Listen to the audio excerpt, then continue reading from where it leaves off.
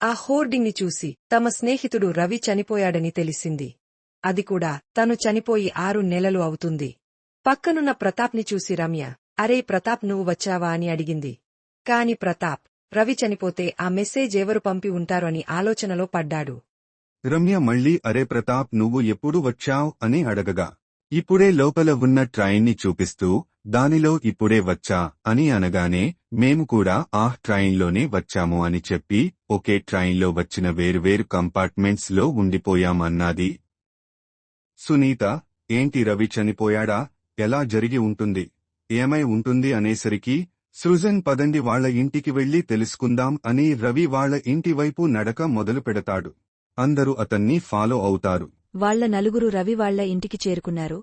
అక్కడ వస్తున్న వాళ్లని చూసి, రవి వాళ్ల నాన్న గుర్తుపట్టి రండమ్మా మీరేంటి ఇప్పుడు వస్తున్నారు అని అడిగారు.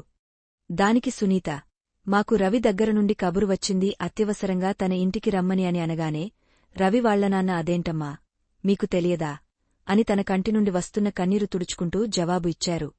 వెంటనే ప్రతాప్, అదే బాబాయిగారు మాకు అర్థం కావటంలేదు అన్నాడు.